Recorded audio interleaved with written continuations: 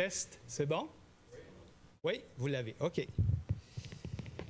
Écoutez, c'est une joie complète pour moi d'être ici ce matin. Je me considère privilégié, même béni de pouvoir ici être en avant pour qu'on puisse ensemble ouvrir l'Écriture, regarder vraiment quelques passages pour nous encourager dans la foi. Alors, je suis très reconnaissant à votre pasteur Patrick pour sa confiance et aussi tout le conseil qui ont dit « OK, on va permettre à Sylvain Paradis de venir nous partager la parole aujourd'hui. » Et Dieu voulant, j'aurai le privilège aussi la semaine prochaine. Donc, c'est le fun. Je suis vraiment encouragé. Et ce que j'avais sur mon cœur ce matin, c'est de vous partager probablement une des choses les plus importantes que j'ai appris dans mon parcours personnel de foi.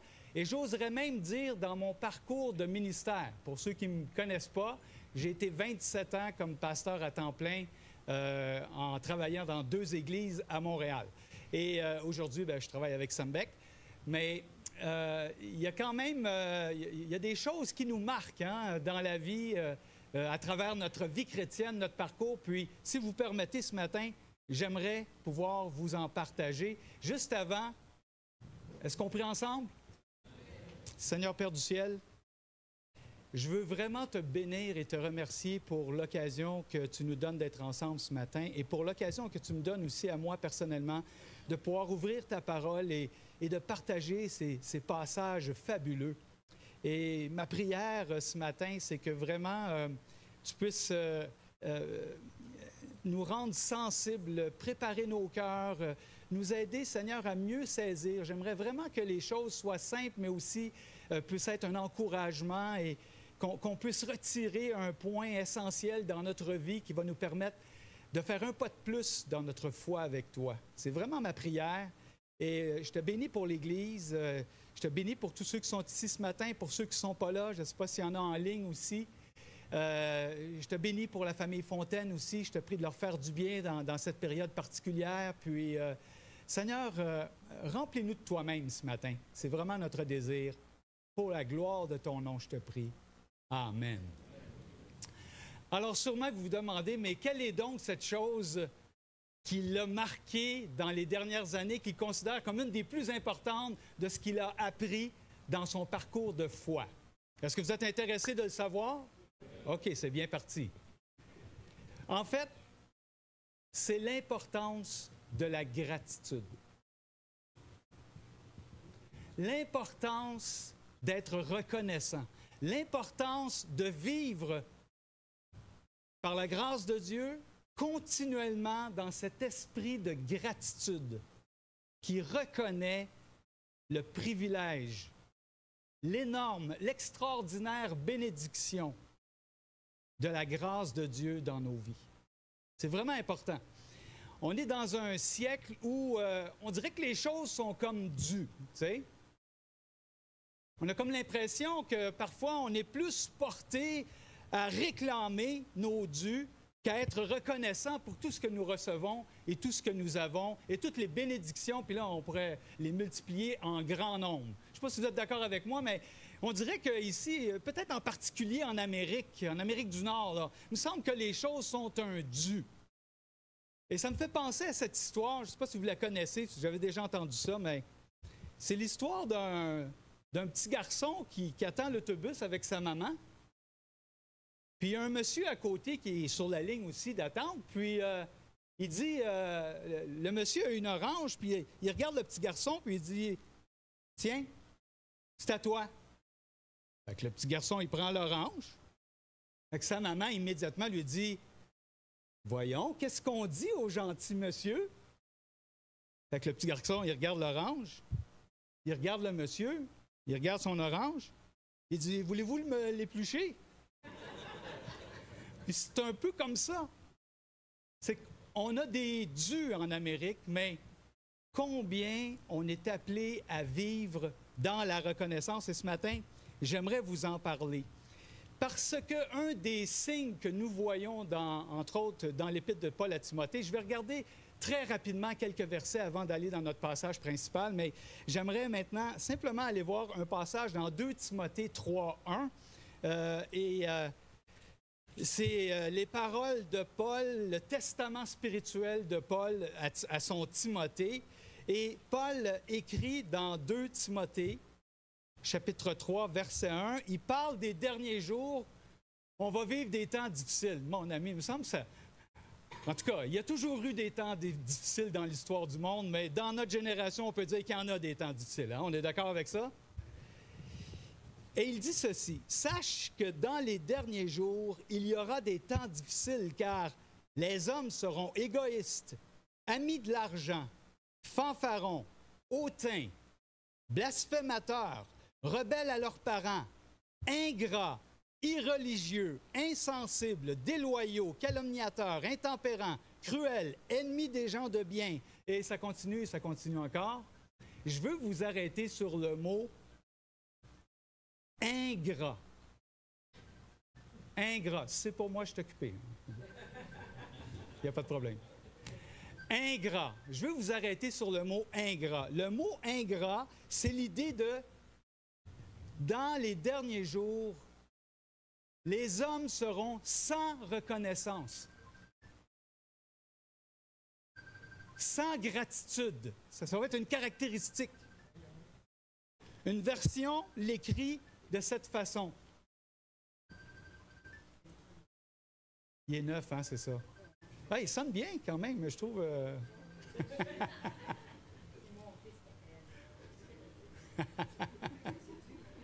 Non, mais c'est correct. Ça m'arrive à peu près une fois sur 2, là, donc c'est pas un problème. Donc, ce que je disais, je reviens en tout cas. On revient, 2 Timothée 3:1. Qu'est-ce qui se passe dans les derniers jours? Comment sera l'humanité ou comment seront les hommes? C'est le générique pour dire l'humanité ou les gens qui vont vivre dans cette génération. Comment vont-ils être? La tendance ou ce qui ressort, c'est qu'ils seront sans reconnaissance. Ingratitude. Une version dit, pour nous aider à comprendre, ils seront plus capables de dire merci. On dirait que ça ne fera plus partie des choses importantes. Et l'Écriture, contrairement, déborde d'encouragement à être reconnaissant. Et ce matin, là, on pourrait arrêter immédiatement, là, puis vraiment prendre le temps de réfléchir, chacun pour nous-mêmes, et de trouver des sujets de reconnaissance dans notre vie. Il y a certainement des choses que, malgré peut-être qu'il y en a qui ont... Est-ce qu'il y en a qui ont vécu l'inondation là, de la semaine passée ici? Là? Est-ce qu'il y en a qui ont... oui, hein? Pas évident. Hein? C'est pas évident. Comment trouver un sujet de reconnaissance dans un contexte comme ça? T'sais? Mais si on se met à réfléchir, il y a tellement de sujets de reconnaissance que nous pouvons avoir. Quelqu'un a dit, Dieu ne nous doit rien, mais il nous donne tout. L'exemple le plus frappant de reconnaissance que j'ai vu dans ma vie, c'est lorsque j'étais dans une église à Montréal comme pasteur, puis il y avait une dame qui était aveugle et qui faisait partie de la louange. Et elle venait le dimanche matin pour chanter en avant. Son visage était à moitié défiguré parce que c'était un cancer de l'œil qu'elle avait eu.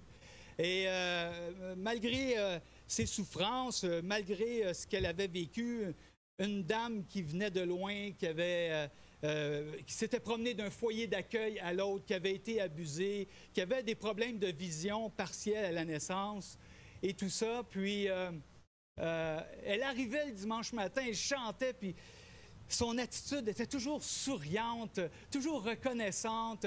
Son chien, qui s'appelait Kiwi, son chien guide, et on le montait sur l'estrade, puis le chien s'installait, puis elle chantait, puis tout ça. Bon, pourquoi je vous raconte ça de sa vie? C'est qu'à un moment donné, j'anime une réunion de prière, et Patricia était là. Puis, à un moment donné, on commence à faire un temps de louange. Et Patricia commence à prier. Et elle prie de cette façon. Elle s'est mise à prier spontanément en disant, « Seigneur, merci que tu m'as permis de voir le ciel, les montagnes. Aussi, quand j'étais petite, je me souviens de regarder les étoiles. Merci Seigneur. Merci Seigneur que lorsque je rêve, je vois. Moi, j'anime la réunion de prière. Un choc total dans le cœur. Moi, je remercie le Seigneur pour les choses qu'il m'accorde. Mais remercie le Seigneur pour les choses que j'ai perdues. Et on me racontait son histoire.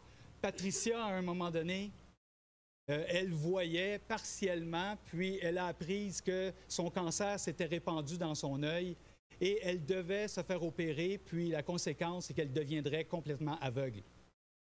Et elle avait demandé à quelqu'un dans l'Église de l'emmener dans les Laurentides. Elle voulait aller voir les montagnes, elle voulait aller voir les lacs, les rivières une dernière fois avant sa chirurgie. Et là, elle a eu sa chirurgie, elle est devenue, comme c'était prévu, complètement aveugle, mais malgré tout, elle gardait le sourire, elle était reconnaissante. Et cette soirée-là, ça a marqué personnellement ma vie, où je me suis rendu compte que moi, je bénis le Seigneur pour les choses que j'ai, et elle, elle bénit le Seigneur pour les choses qu'elle a perdues. Et j'oserais même vous dire que mon papa est décédé en 2018. Et une des choses qui m'a aidé à traverser le deuil, c'est de penser à Patricia puis de me dire, plutôt que d'être trop absorbé par la peine de la perte d'un être cher, comme ça nous arrive à tous, de commencer à penser et de prier, Seigneur, merci que mon papa, je l'ai eu dans ma vie. Merci que je l'ai eu. Vient un temps où les choses, justement, arrivent à leur terme, comme par exemple quelqu'un, un proche dans notre famille, un parent, ou qu'on a apprécié la présence. Bien, quelle bénédiction de l'avoir eu. Moi, dans mon cas, c'est ce que j'ai vécu. Donc, pourquoi c'est si important d'être reconnaissant, non seulement pour ce que l'on a, mais ce que l'on a perdu? C'est parce qu'on est appelé à travers toute l'Écriture de développer ce réflexe de la reconnaissance. Tu sais, c'est quoi un réflexe, hein? Tu vas chez le médecin, puis tu t'assois par exemple, sur la table, il t'examine, puis il donne un petit coup d'exemple, là, je ne sais pas comment on appelle ça, mais on va dire un marteau, OK? Dans le langage d'un pasteur, un marteau. Hein? Et là, il donne un petit coup sur le genou, puis qu'est-ce qui se passe avec la jambe? Automatique. Imaginez que nous sommes appelés à développer ce réflexe de la reconnaissance, de vivre continuellement dans la reconnaissance. Et pourquoi c'est si important de vivre dans la reconnaissance? Bien, une première raison, c'est parce que c'est commandé à travers toute l'Écriture.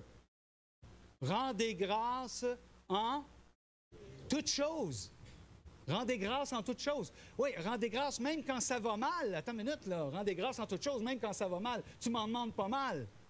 Mais en fait, la bénédiction, c'est que même quand ça va mal, on a le privilège d'être encore dans la main du Seigneur.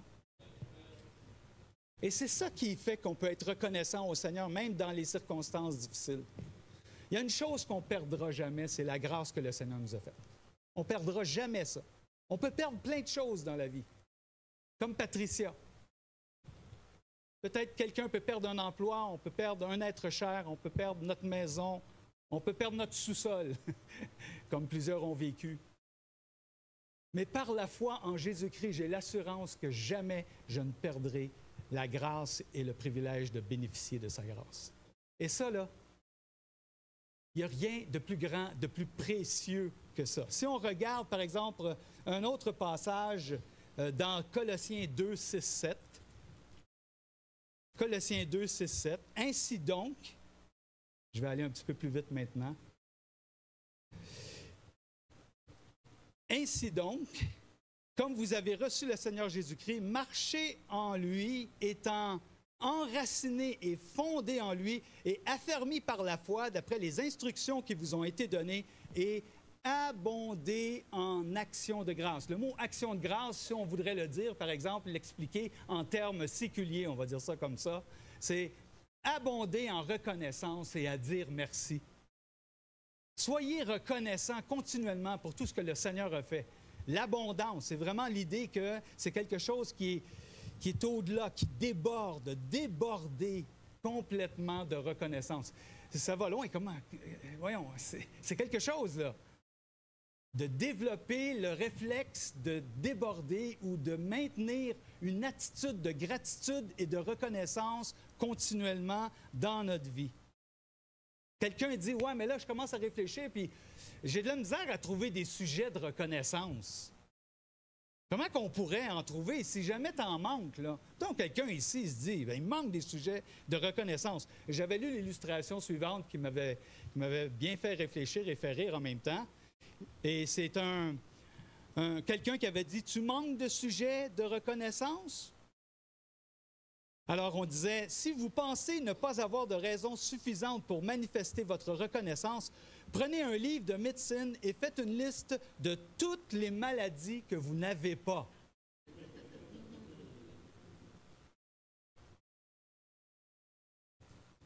L'Écriture nous demande de rendre grâce. En fait, pourquoi c'est si important la reconnaissance?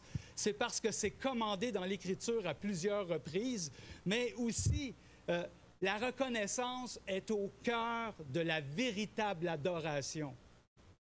Il n'y a pas de véritable adoration sans reconnaissance. Et on le voit à plusieurs reprises dans l'Écriture.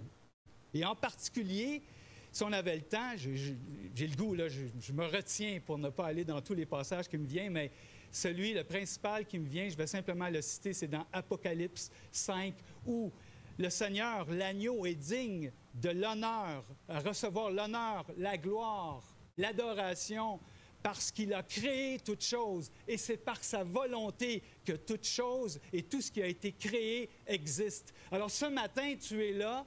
C'est par la volonté de Dieu que tu existes. Dieu, dans sa bonté, a voulu que tu existes. Il te fait tel que tu es et tu es appelé aujourd'hui, prenant conscience de la grâce de Dieu, premièrement, que tu existes, à le louer et à l'adorer pour tout ce qu'il est, à être reconnaissant pour lui, pour sa toute-puissance et le fait qu'il a mis du souffle dans ta bouche et que tu respires aujourd'hui, ton cœur bat et tu peux bénir le Seigneur en conséquence. C'est pas extraordinaire? On est vraiment béni. La reconnaissance est au cœur de la véritable adoration où nous avons reçu, je sais que dans le passé, je l'ai cité à quelques reprises, je le recite encore car pour moi c'est vraiment important. Nous avons reçu grâce sur grâce sur grâce sur grâce. Selon l'Évangile de Jean, chapitre 1, verset 16, nous avons reçu grâce sur grâce en Jésus-Christ. Grâce sur grâce, c'est l'idée d'une vague après l'autre, comme si tu étais sur le bord d'un océan et d'une vague après l'autre, tu reçois la grâce sur grâce sur grâce sur grâce. J'essaie d'arrêter ça pour le fun. C'est comme ça qu'est notre Dieu. Nous sommes appelés à être reconnaissants pour cette grâce, être reconnaissants pour le plus important, être reconnaissants pour le pardon de Dieu que nous avons en Jésus-Christ. Puisque Jésus-Christ est venu, qu'il est mort sur la croix, il a porté nos péchés sur ses épaules, c'est ce que la Bible dit. Et nous sommes appelés à être reconnaissants pour le plus important, pour cette grâce extraordinaire que le Seigneur nous a donnée. Don Carson, peut-être que vous le connaissez, c'est un commentateur qui est issu de nos églises et qui est devenu maintenant un commentateur connu à l'international, un prof de théologie, un éminent théologien. Il a dit ceci: « Si nous avons tout sauf le pardon divin, nous n'avons rien de valable. » C'est là que ça se passe. C'est là que ça fait la différence. La reconnaissance est la mémoire du cœur.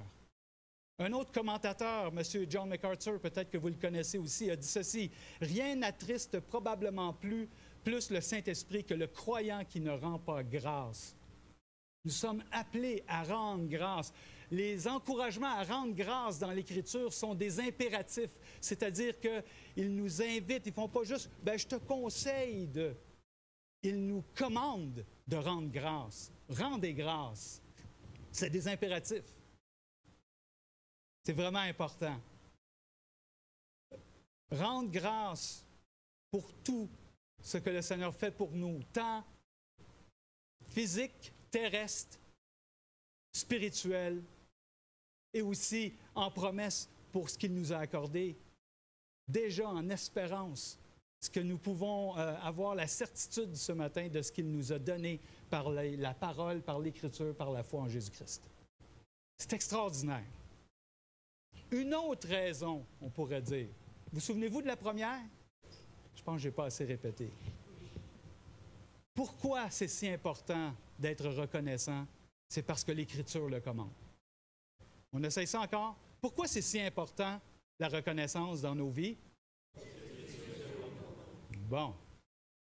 Deuxième, pourquoi c'est si important, la reconnaissance dans notre vie? Parce que la reconnaissance, il n'y a pas de véritable adoration sans reconnaissance. Troisième, maintenant, qu'on pourrait supposer, ou on peut réfléchir ensemble, qu'est-ce que Jésus pense de la reconnaissance? Bonne question. On veut savoir ce qu'il pense. Vous autres, voulez-vous le savoir? Vous êtes toujours avec moi en haut? Oui, même la dernière rangée là-bas? OK. Vous voulez le savoir, vous autres aussi? OK. Je veux que vous restiez avec moi, OK? Pourquoi c'est si important? Allons voir ce que Jésus en pense. Je vous invite à tourner dans Luc 17. On va regarder quelques versets encore ici qui sont des pistes à nous aider à comprendre pourquoi c'est si important la reconnaissance.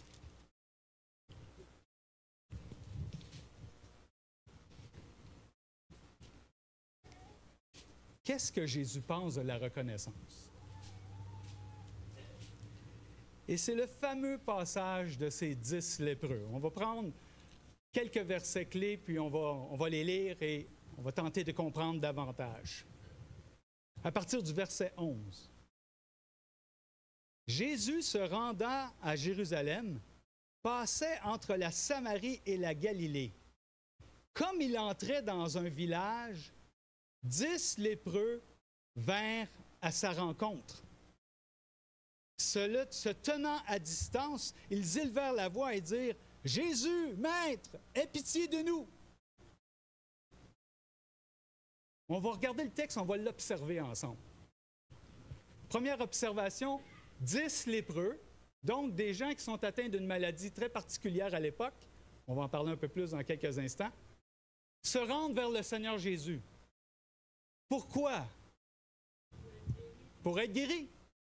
Pour être guéris. Peut-être qu'ils avaient entendu parler de ce que Jésus a fait, par exemple, dans le même évangile au chapitre 5, lorsque Jésus rencontre ce lépreux et ce lépreux lui dit « Seigneur, si tu le veux, tu peux me rendre pur. » Et le Seigneur lui dit « Je le veux, sois pur. » Il le touche, il lui dit « Je le veux, sois pur. » Et instantanément, ce lépreux est purifié. C'est extraordinaire, là.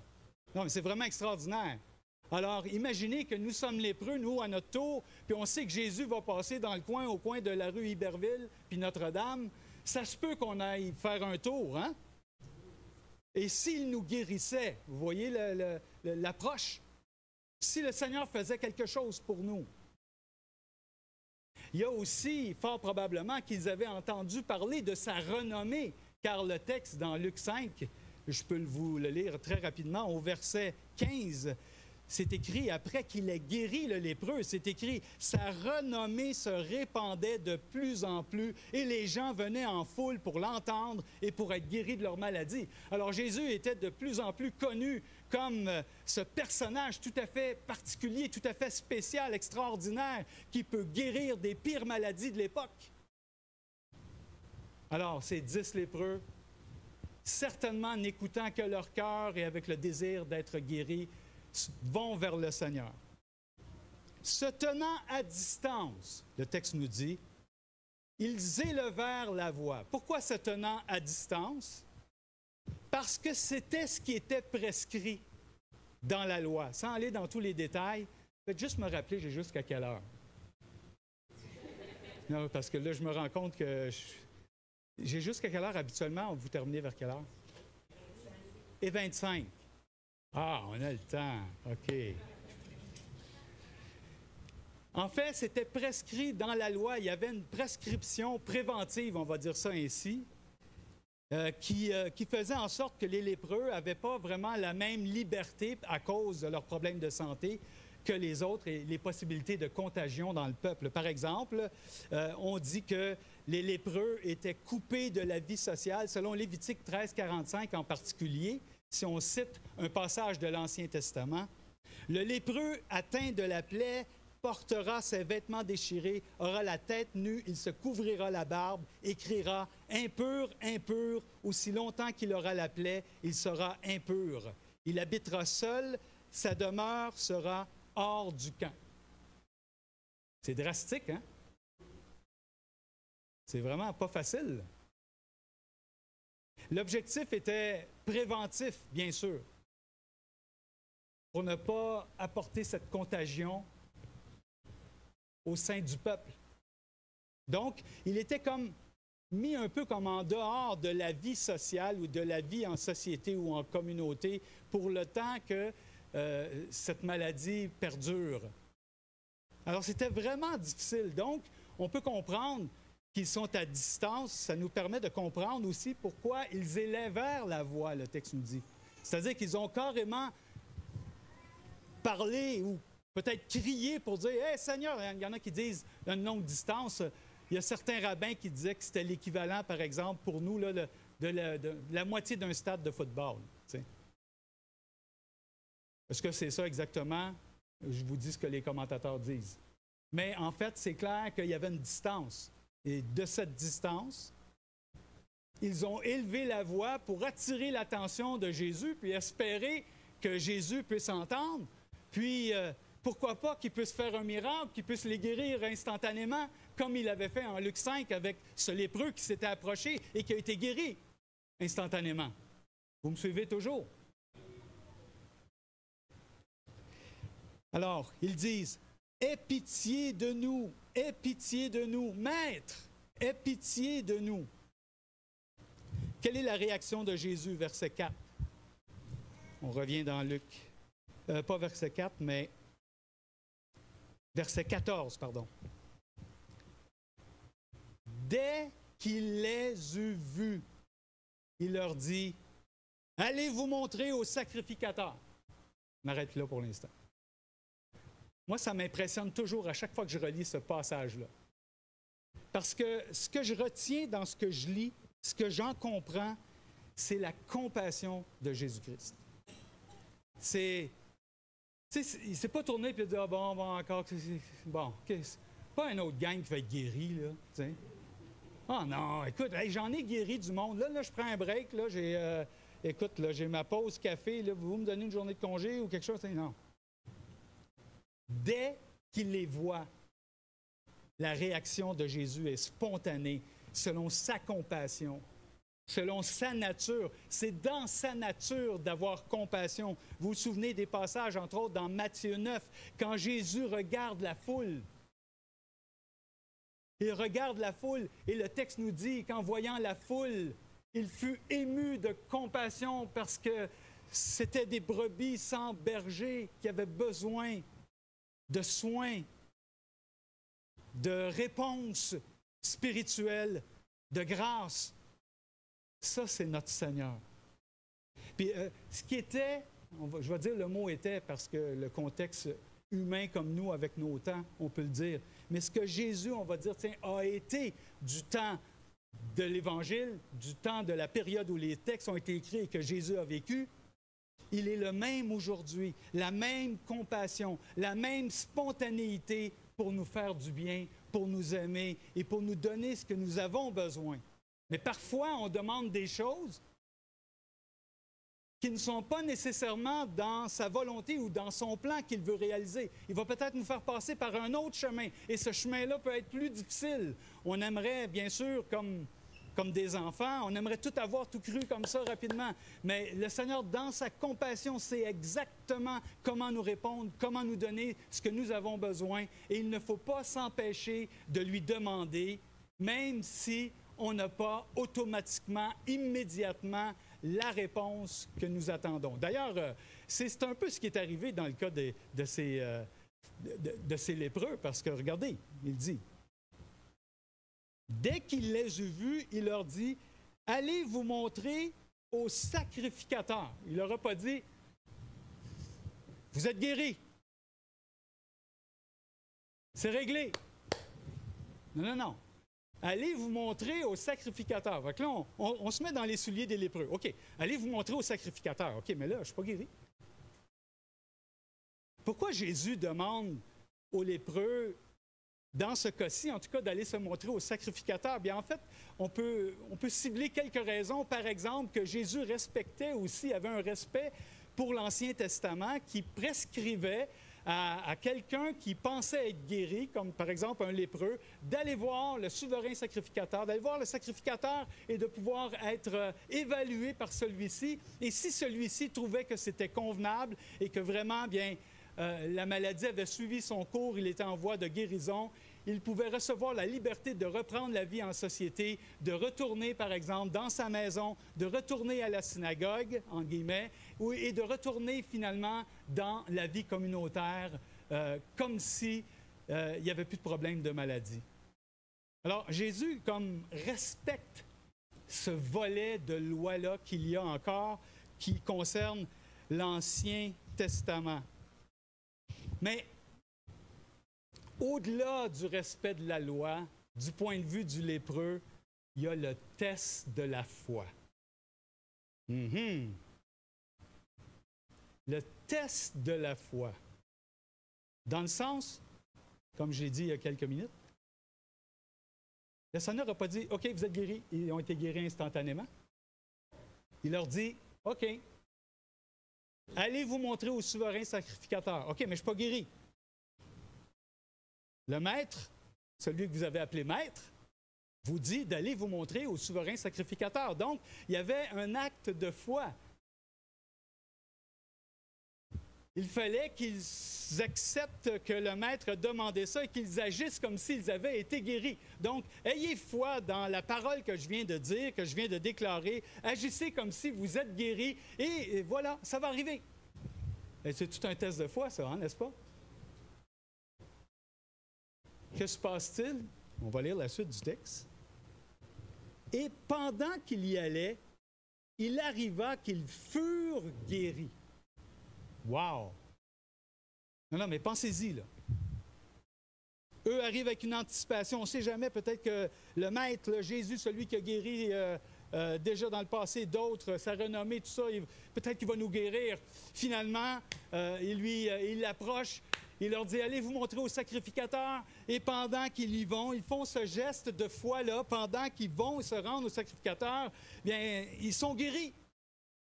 Non, mais imaginez, là, ils sont ensemble, puis là, il y en a un qui dit, hey, non, mais t'as plus rien dans le visage, ou je sais pas, hey, j'ai rien sur la peau.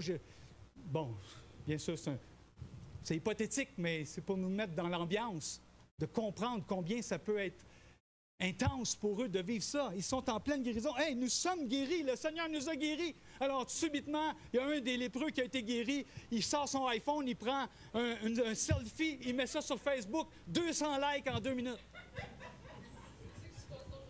C'est ça qui se passait aujourd'hui, hein? Non, mais c'est un miracle extraordinaire qui vient de se produire. Le Seigneur, dans sa grâce, a choisi de les guérir de cette façon. Le Seigneur peut guérir en touchant. Le Seigneur peut guérir à distance. Comme il a dit au centenier, « Retourne chez toi, ton enfant est guéri à des kilomètres plus loin. » Le Seigneur aussi peut guérir instantanément, comme à cet homme paralysé. « Lève-toi et marche. » Et cet homme a marché par la grâce, par la puissance de guérison, par la grâce de Dieu en Jésus-Christ. Et là, ici, on va plus loin. C'est un miracle par anticipation. Tu n'es pas guéri, mais tu es guéri, mais tu n'es pas encore guéri, mais en réalité, tu es guéri, mais par la foi, tu agis, tu réponds en conséquence à la parole que le Seigneur t'a donnée. Eh non, mais... ça me semble que c'est de la haute voltige dans la grâce du Seigneur, ça. Hein? Combien Dieu est bon. Ça devait être vraiment intense de voir cette guérison et de comprendre cette puissante guérison impressionnante de la part du Seigneur.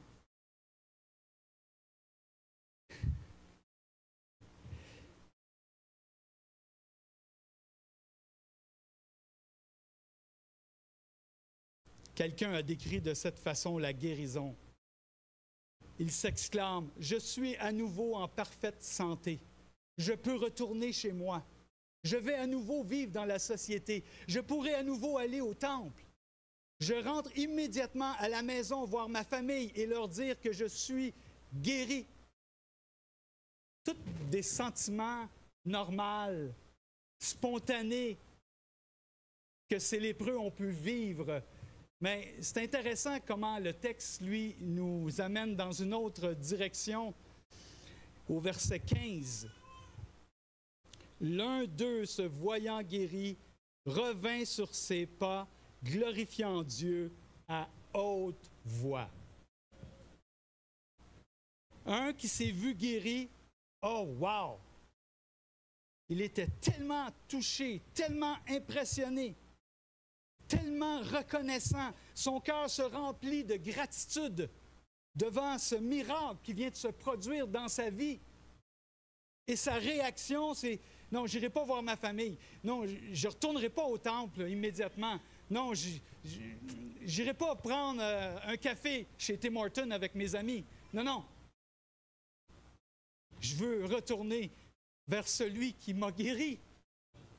Je veux aller lui rendre toute la reconnaissance qui lui est due. » Je suis vraiment désolé. Il devrait fonctionner encore.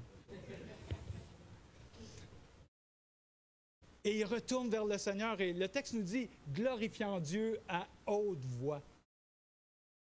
Intéressant que dans le grec, le mot « haute voix », c'est « méga », « méga ». Nous, on l'emploie en français pour parler de quelque chose de « wow », méga gros, méga grand. Mais ici, c'est méga voix. C'était pas juste une louange dans le fond du cœur, doucement, on ne parle pas fort. C'était une méga voix. Alléluia, Seigneur, merci, tu m'as guéri. Je te suis reconnaissant, tu es digne d'être adoré. Et il retourne, il revient sur ses pas pour retrouver le Seigneur Jésus, pour lui apporter sa reconnaissance.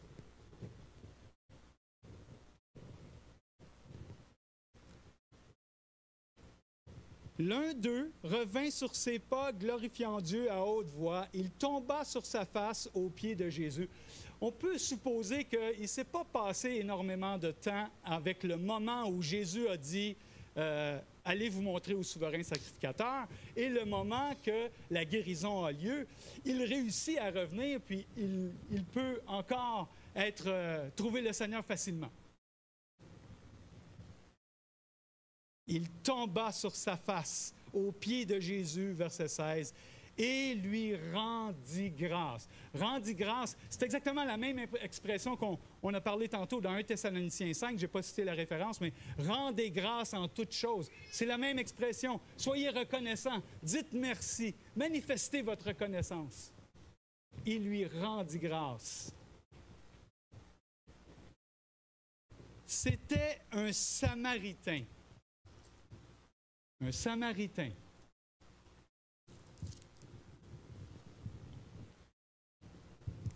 Et là, Jésus pose 3 questions. Et on arrive au cœur vraiment de tout ce qui est, sur tout ce qu'on veut mettre l'emphase ce matin. Cette reconnaissance.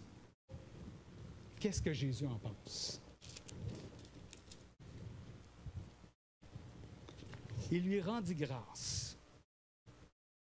Alors, la première question que Jésus pose.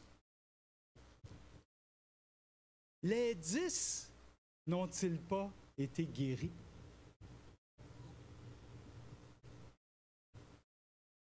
C'est pas que le Seigneur doute que la guérison n'a pas eu lieu, mais dans sa compréhension, sa perception des choses, il aurait été normal que les 10 reviennent pour apporter leur hommage, leur adoration, leur reconnaissance. Il ne leur a pas donné un ticket d'autobus, là, quand même. Il les a guéris d'une maladie qui les excluait de la vie communautaire pour une période peut-être indéterminée, peut-être pour certains pour tellement longtemps que que tu es obligé de vivre en communauté. Tu sais, comment ça se fait que des Juifs se retrouvent avec des Samaritains? C'est une bonne question, ça aussi, hein? Parce que, en principe, les Juifs n'ont pas de relation avec les Samaritains. Il y a beaucoup d'explications. Je vais en citer seulement une. Par exemple, pour les Samaritains, on reconnaissait seulement l'inspiration du Pentateuque et non pas les prophéties de l'Ancien Testament. Et là, c'était suffisant pour séparer Juifs et Samaritains. Donc, les Juifs n'ont pas de relation avec les Samaritains, sauf s'ils ont la lèpre. S'ils ont la lèpre, relation avec les Samaritains, parce qu'ils vivaient ensemble, ils étaient exclus de la société. Donc, c'est comme si les barrières tombent quand l'épreuve nous arrive. Les cultures, les races. Quand l'épreuve arrive, les barrières tombent. Et moi, j'ai vécu ça à l'église où j'étais à un moment donné comme pasteur. Il y avait 17 nationalités approximatives dans l'église. Et c'est la période du tremblement de terre qu'il y a eu en Haïti. Et il y avait certainement un bon 35-40% d'Haïtiens qui étaient présents dans l'Église à ce moment-là. Et ce que j'ai vu dans l'épreuve, c'est toutes les barrières culturelles tombées, où tout le monde faisait un, rempli de compassion pour le peuple haïtien qui vivait une des pires tragédies de notre siècle. Et je me rappelle d'avoir demandé à un frère, est-ce que tu voudrais apporter la parole ce dimanche matin-là? C'était, le tremblement de terre avait peut-être eu lieu le jeudi, vendredi, je ne me rappelle pas. Et le frère, j'y avais demandé s'il voulait prêcher, il était sur notre conseil. Et c'était tellement touchant. Il est arrivé en avant, je pense qu'il a pleuré 5-10 minutes avant de parler. Et je regardais les gens dans la salle. Il n'y a plus de barrière culturelle. C'était l'intensité dans la prière, le désir d'aider, le désir d'entourer. Alors, bon, je ne veux pas déborder trop, mais ce que je veux vous faire ressortir ce matin, c'est que parfois les épreuves, les difficultés de la vie, bien, amènent les peuples différents à s'unir ensemble. Mais en fait, dans l'Église de Jésus-Christ, nous sommes déjà en principe délivrés de ça, car nous sommes un seul peuple. Il n'y a plus de race, mais nous sommes une seule race en Jésus-Christ et nous avons cette bénédiction-là. Nous, c'est Jésus-Christ qui nous réunit comme diverses races pour former une seule race. On pourrait dire que dans le passage, c'était l'épreuve, la lèpre. Alors, comment ça se fait qu'un seul est venu? Comment ça se fait? Qu'est-ce qu'ils ont trouvé à faire de plus important que de venir remercier celui qui les avait guéris miraculeusement?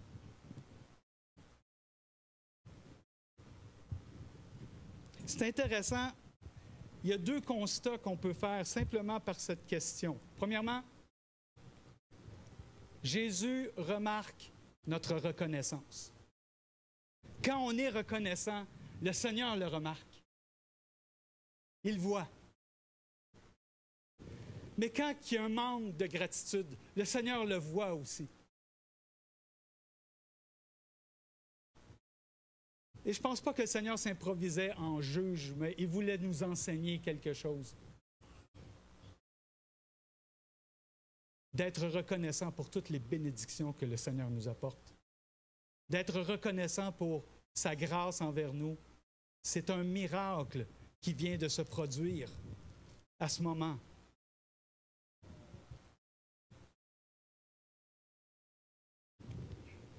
Est-ce que nous voulons développer ce réflexe de la reconnaissance devant toutes les bénédictions? On chantait un vieux cantique il y a plusieurs années. Je ne sais pas si ça se chante encore. En tout cas, ça fait longtemps que je l'ai entendu, je vais dire ça comme ça. Compte les bienfaits de Dieu. Mets-les tous devant tes yeux. Et tu verras, en adorant,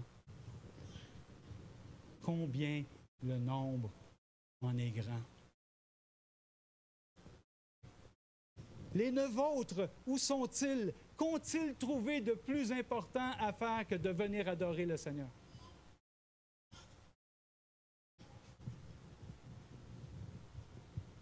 Ne s'est-il trouvé, verset 18, que cet étranger pour revenir et donner gloire à Dieu? Parce que, en fait, on pourrait dire que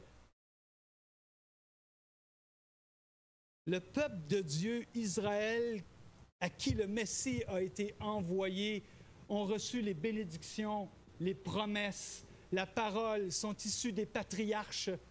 Abraham, Isaac, Jacob ont vu la puissance de Dieu à travers le roi David. Toutes les prophéties de l'Ancien Testament qui ont amené jusqu'à la révélation de Jésus-Christ, qui est déclaré le Messie, Fils de Dieu, pour toujours, depuis toujours, pour l'éternité. Toutes ces promesses leur appartiennent. Comment ça se fait que c'est un Samaritain qui a une révélation partielle qui revient pour adorer Dieu? Est-ce possible que quelqu'un a toute la connaissance, mais que malgré qu'il a toute la connaissance, il ne répond pas comme il devrait répondre pour être reconnaissant pour tout ce que Dieu accorde avec abondance? Moi, mon beau-père, c'est un héroïque. Bien sûr, il est décédé en 2005, mais c'est un monsieur qui était centré sur les autres et qui était imposant de par sa stature. Puis il m'avait raconté une histoire une fois qu'il y avait quelqu'un près du lac où il avait son chalet, un monsieur assez corpulent qui était embarqué dans son canot. Puis il avait poussé pour avancer son canot. Puis à un moment donné, il poussait comme sur le bord du lac pour aller vers le large, là, on va dire vers le centre. Puis à un moment donné, il a passé complètement dans le vide, puis le canot a chaviré, puis le monsieur s'est retrouvé, remonte plus, puis dans le fond du lac, il faut croire qu'il ne savait pas nager.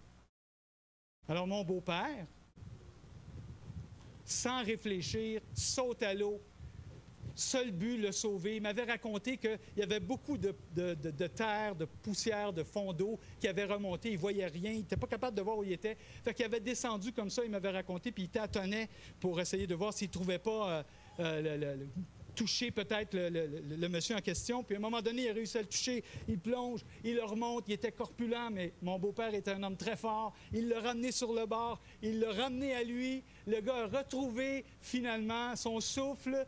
Il s'est relevé, il n'a rien dit à mon beau-père, puis il est retourné à son chalet. Mais mon beau-père me disait, oui, mais c'est possible, il est sous le choc. Mais il dit, le lendemain matin, il se préoccupait comment que le gars se comporte. Fait qu'il a décidé de s'approcher, d'aller faire un tour pas loin du chalet. Puis il voit ce monsieur-là assis sur son chalet. Il voit mon beau-père, pas de signe, pas de reconnaissance, pas de geste, de rien. Continue. Comment quelqu'un à qui on a sauvé la vie peut manquer de reconnaissance? Non, mais vous dites, ça paraît logique, ça paraît évident. Laissez-moi transposer ça maintenant dans notre vie spirituelle. Parce qu'il y a beaucoup plus que voir la vie humaine sauve. Le Seigneur nous a sauvés de nous-mêmes, du péché. Il nous a sauvés finalement de la condamnation telle que la Bible décrit à plusieurs reprises dans divers passages.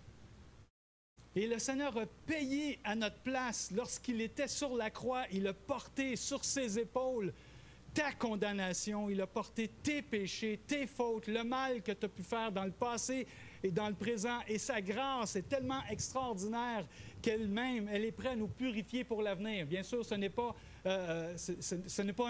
une façon de dire, ben allons-y, péchons davantage. Non, mais c'est la réaction normale, finalement, de quelqu'un qui prend conscience de ce que le Seigneur Jésus a fait. La réaction normale, c'est l'attitude de gratitude et de reconnaissance, où je vais être reconnaissant pour ce que le Seigneur a fait. Et ce matin, il n'y a pas de véritable adoration sans reconnaissance. On est appelé à adorer le Seigneur. L'Épître aux Hébreux nous dit de montrons notre reconnaissance au chapitre 2 en offrant ce sacrifice de louange au Seigneur. Parce que nous sommes bénis. Parce que nous sommes graciés. Parce qu'il n'y a rien de plus extraordinaire, de plus grand que tu peux recevoir dans ta vie que la grâce de Dieu. Il ne faut jamais, jamais, jamais oublier ça. La grâce que Dieu nous a faite, c'est elle qui nous tient en vie. En chemin, il va y avoir des pertes. En chemin, il va y avoir des gains, il va y avoir des bénédictions, mais il va y avoir aussi des difficultés, il va y avoir des épreuves. Il y a des choses que nous avons que peut-être nous allons perdre. Il y a des choses que nous n'avons pas que peut-être que le Seigneur va nous donner. Mais cela ne change en rien à la grâce de Dieu, à son pardon. Non seulement il nous fait grâce, il nous pardonne, il nous purifie, mais la Bible va encore plus loin. Il dit que cette grâce nous accorde la vie éternelle. C'est-à-dire que nous pouvons espérer, pas espérer à la manière, je pourrais dire, humaine, où on espère que cela va arriver, mais nous pouvons espérer d'une façon à avoir une pleine assurance, une certitude que ce que le Seigneur nous a donné, il va l'accomplir, il va le réaliser pleinement. Et ça, c'est extraordinaire. C'est extraordinaire et ça stimule ma reconnaissance. Honnêtement, je veux être intentionnel. Je veux développer ma reconnaissance. Je pourrais m'arrêter sur plein de choses qui ne fonctionnent pas dans ma vie, sur mes déceptions, sur mes pertes. Si je me concentre là-dessus, je vais tuer ma reconnaissance. Dans la vie, comme mon mentor m'avait dit, dans la vie, il y a la raille des bénédictions et la raille des épreuves. Et c'est par la foi que le train avance sur ces deux rails. Par la foi en Jésus-Christ. Parce qu'au fond, toute cette vie va disparaître. Toute cette vie, au fond, auquel on est attaché. Moi, le premier, il y a des choses que je suis attaché dans cette vie. Et j'ai besoin continuellement de revenir aux réalités de l'Écriture pour me rappeler que le plus important, c'est ce qu'il y a ici, c'est les paroles que le Seigneur nous a données. De m'accrocher aux promesses de Dieu. Je lisais un texte qui disait, quand on est plus jeune, on est moins conscient de ça, mais plus on vieillit, plus on se rapproche de ta date d'expiration, on va dire ça comme ça. Là. Plus on s'approche, là, hop, on dirait que, il y a des vérités qui deviennent comme subitement très importantes. Eh bien, n'attendons pas que ces vérités importantes de l'Écriture soient au cœur de ta vie, au cœur de tes décisions, au cœur de ta marche avec le Seigneur. Parce qu'au bout du compte, c'est ça qui va rester. Le monde passe et sa convoitise aussi, disait l'apôtre Jean. Mais celui qui fait la volonté de Dieu demeure éternellement. Wow! C'est l'espérance de la vie éternelle. Puis c'est pas, peut-être, peut-être, là, c'est écrit qu'il va revenir, peut-être. Non, non, non. C'est une certitude. Tu peux être certain. C'est pas pour rien que dans l'Écriture, si on fait allusion au jour de Dieu, le jour de l'Éternel, le retour de Jésus-Christ et ce qui s'en vient, le jugement et tout ça, on parle grosso modo de 1800 fois à travers toute l'Écriture. Jésus est venu une première fois, il va revenir une deuxième fois. C'est notre espérance. C'est notre espoir. Alors Jésus dit à ce Samaritain, « Ne s'est-il trouvé que cet étranger pour revenir et donner gloire à Dieu? » Puis il lui dit, « Lève-toi, ta foi t'a sauvé. » Parce qu'il y a la foi en la guérison, mais la foi qui sauve, selon ce que je comprends ici, c'est une foi aussi qui réagit à la grâce de Dieu et qui est prêt maintenant à apporter sa reconnaissance et pourquoi pas à vivre pour celui qui nous a graciés. Et ma prière, c'est que chacun d'entre nous ce matin, nous puissions le réaliser. Oui, ça c'est rare, j'arrive exactement à l'heure.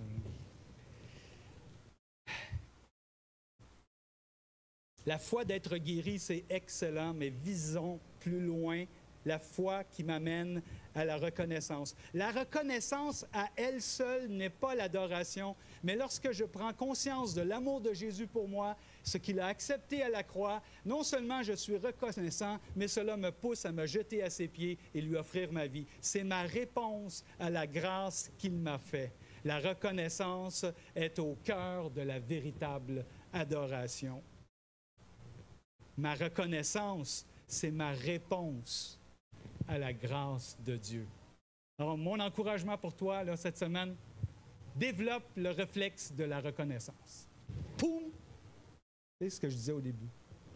Mais développe le réflexe de la reconnaissance en pensant à toutes les bénédictions, les grâces que Dieu t'accorde. Et si tu vis des temps difficiles sur la terre présentement, parce qu'on en vit tous, bien, souviens-toi que dans la grâce de Dieu et dans les promesses de Dieu, il y a toute cette espérance assurée où un jour, on va être pour toujours avec le Seigneur. Et tous ensemble, tous ceux qui auront placé leur confiance en Jésus-Christ pourront louer, adorer et participer à cette vie extraordinaire, cette jeunesse éternelle, cette vie où il n'y aura plus jamais de fin, mais on sera toujours avec le Seigneur. Pas longtemps, longtemps, longtemps, longtemps, longtemps, longtemps, longtemps. Le mot de la fin, longtemps. Prions ensemble. Seigneur Père du ciel, on veut te remercier pour ces promesses, pour ta grâce.